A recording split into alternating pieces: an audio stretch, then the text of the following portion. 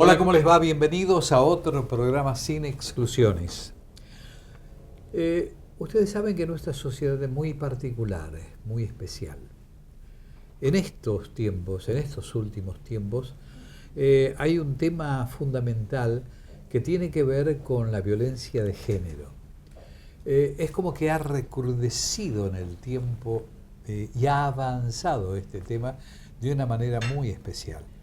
Fundamentalmente nosotros hemos tratado el tema con la doctora Zaida Saz, que también está con nosotros hoy aquí, y pareciera que hubiésemos sido premonitorios de abordar el tema en aquel momento, y que ahora en estas instancias es como que se ha desarrollado.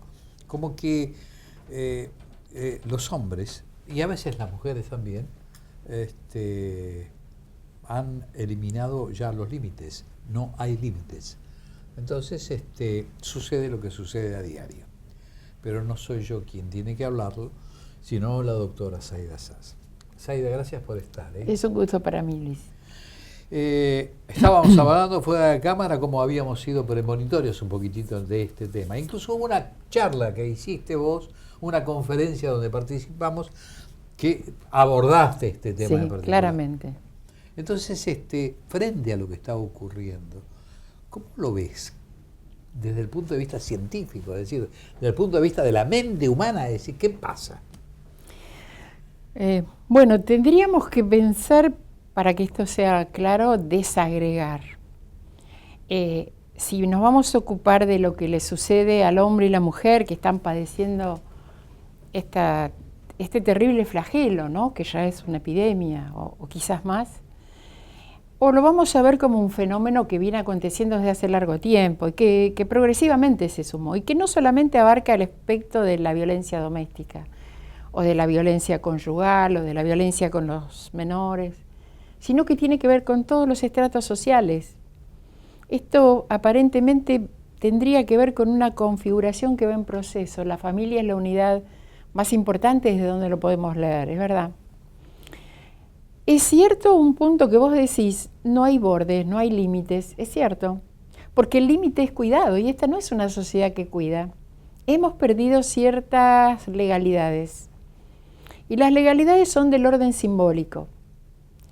Vos y yo estamos reunidos aquí, estamos hablando, dialogando sobre un tema del que pretendemos acercar alguna opinión, pero también tenemos referentes simbólicos y representaciones simbólicas que compartimos. Hoy estamos en una sociedad donde esto no acontece. Las representaciones simbólicas, valorativas de lo que es la ley, por ejemplo, el respeto del otro, el que el otro es un diferente, a quien yo tengo que respetar en su diferencia. No sucede esto, no hay otro. Mucho menos lo respeto en su diferencia. Aún pseudo discursos progresistas que hablan de la igualdad. No somos iguales. Si nuestro trabajo es respetarnos cuando somos diferentes. Pero sí vivimos en una sociedad inequitativa absolutamente, en donde somos indiferentes y hasta crueles todos. Pero esto deviene de un largo proceso que no creo que acontezca claramente en nuestro país. Siempre digo que los que somos menos jóvenes teníamos padres con los que enojarnos. Había padres autoritarios y abuelos que ni te cuento. Y nosotros teníamos un parámetro para enojarnos. Se adjudicaba al hombre ser una cosa, a la mujer otra.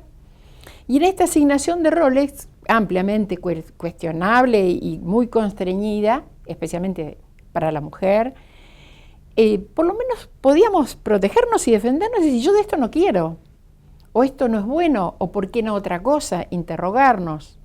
Había una suerte de transmisión biográfica, historicidad.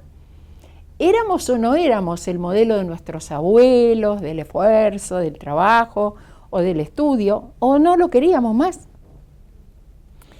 Este es un momento diferente, en donde hay una yuxtaposición de familias o de modelizaciones, y cuando hablo de familia no hablo de legitimidades formales, hablo de unidades familiares, donde hay padres, donde hay hijos, donde hay asimetría de poder, porque hay un saber y un poder del adulto sobre el menor, donde hay amor, donde hay cuidado. Hoy en día nos encontramos con muchísimas familias combinadas en donde ya no tengo un papá para pelear. A lo mejor no le permito a nadie que me dé una orden porque vos no sos mi papá.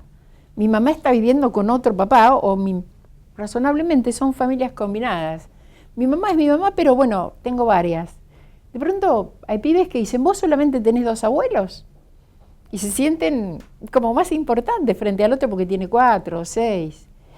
Todo esto que genera claramente desafíos desde el género, desafíos del rol, etcétera, también lleva ambigüedades, lleva a situaciones de mucha tensión, a veces de máxima tensión, y de cierta orfandad en los menores. El dato biográfico está más confuso. Abuelo, ¿qué abuelo? Papá, ¿qué papá? Y peor, la que lleva esto que recién comentábamos. Sobre esto se ha montado, digo yuxtapuesto, no digo una u otra, digo una familia nuclear, una familia combinada y una familia en desamparo, en donde puede haber papá o no haber papá. El papá, no nos olvidemos, es la legitimidad de la ley simbólica. Es el que dice que sí, el que dice que no necesariamente es ese papá que tiene una libreta roja, estoy refiriéndome. No existe un lugar para estar, un lugar para volver, como es la unidad familiar. Las familias son nómades, están aglutinadas o están desligadas.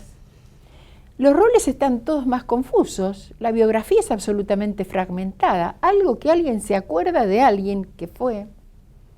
En medio de ese desamparo, ¿quién es el otro? ¿Es alguien accidental con el que estoy porque me conviene, porque necesito resolver algunas cuestiones domésticas como de dormir, de comer, de permanencia? Estoy claramente en problemas. Estás hablando de un ámbito realmente amplio y generoso y estás buscando la esencia. Y yo me pregunto, y te pregunto, dadas las connotaciones particulares de la sociedad que nos toca vivir, el amplio desarrollo de la mujer dentro de nuestra sociedad o en el desarrollo de la mujer en el mundo actual. Es decir, estamos hablando de los últimos 15 años para acá, como mínimo 15 años para acá, donde la mujer ha tomado otro protagonismo, otra jerarquía.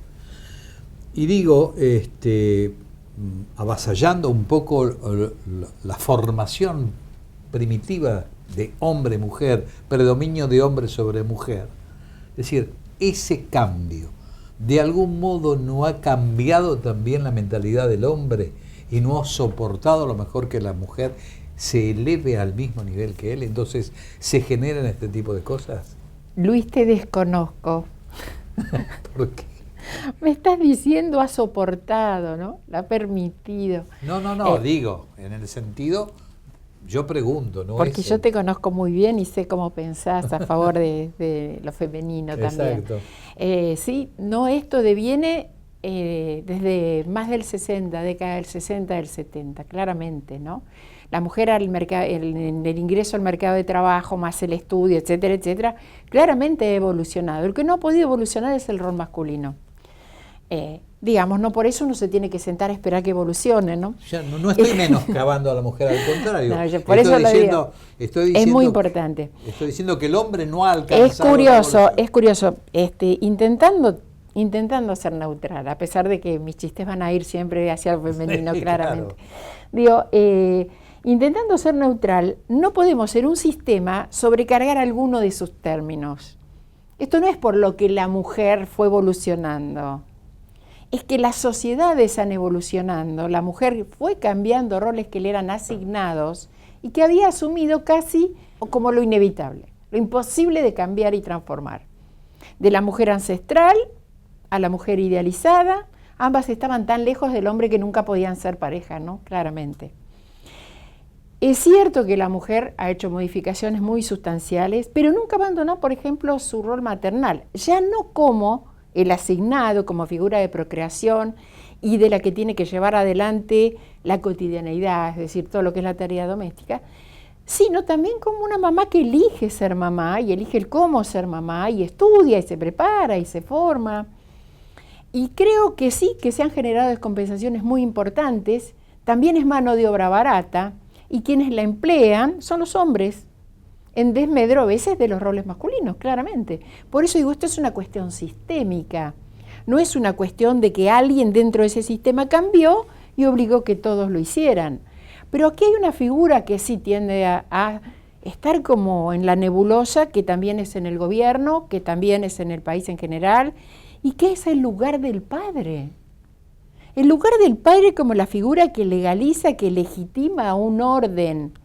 No estoy hablando de ese lugar arbitrario, tiránico del padre que ya Freud en su momento en Totem y Tabú habla de cómo los hijos se lo comieron, lo mataron y lo comieron. Digo, no estoy hablando de esa figura, estoy hablando del lugar en donde hay un rol de adulto asimétrico que dice no y que cuida. No que se va porque la contingencia de la vida, porque me enamoré de otra mujer y me voy, tengo derecho, y tiene derecho. Lo que sí puedo decir que apareció es un desequilibrio con esto que denominamos los derechos. Entendemos que existen los derechos, sino que existen las responsabilidades. Entonces la asimetría en una familia está dada por el rol de un adulto jerarquizado sobre un niño para no condenarlo a la orfandad, que lo cuida y que lo ama, y también la responsabilidad. Hoy vivimos en un mundo sin responsabilidades. Alguien roba y tiene algún artilugio, vos como abogado lo sabés, para poder salir sin ningún problema. No hay ley introyectada. Con esto voy a decir esto. La construcción de subjetividades, de cómo se hace un sujeto, cómo se va armando la estructura de un aparato psíquico, no está dada por uno y otro, está dada también por una representación simbólica valorada. Ahora, eso es lo que no está. Pero yo te pregunto, ¿por qué reacciona el hombre como reacciona en el caso de la violencia de género y va más allá de los límites permitidos, matando? Bueno, los seres humanos tenemos algo que se denomina pulsión, ¿sí? Algunos dicen instinto. Es eso que a mí, por ejemplo, frente a un hecho de violencia, me genera espontáneamente y que claramente tengo que hacer una interdicción desde el pensar. ¿Qué es violencia? Los seres humanos tenemos violencia, tenemos ira, tenemos odio, no hay sentimientos buenos y malos, está qué hacemos con ellos. Y no existe justamente esa posibilidad de demora frente al acto. Existe la pulsión, no hay demora frente al acto porque no hay legalidad, no hay criterio de legalidad y de responsabilidad y de costo por lo que hago. Entonces tengo ganas y lo hago. Los pibes lo dicen. Y si yo quiero, ¿por qué no? Y los padres dicen, este chico es terrible. No le dicen no porque no. ¿Sí? No porque tenemos miedo que los pibes nos reten. Digo, este hombre que avanza no tiene ley interna y no tiene ley externa. Que esta es otra de las cosas. Y yo no digo la ley es la que impide estas cosas, es el derecho. Y vos vas a entenderlo eso. Es el derecho que dice no. Para vivir en comunidad hay ciertas cosas que pueden ser y ciertas otras que no. Y esto no constriñe la libertad de nadie, sino que me habilita a vivir en libertad. Y en este punto es donde entonces, como no hay nada que me contenga, dejo mi pulsión libre y lo mato. De cada 4 una. Y cada 21 días una prendida a fuego. Yo voy a hacer un corte comercial porque después quería hacerte otra pregunta, o más que nada hacerte un comentario respecto de esto que decís, que no está el padre o no establece el límite. Ahora, después del corte lo seguimos hablando.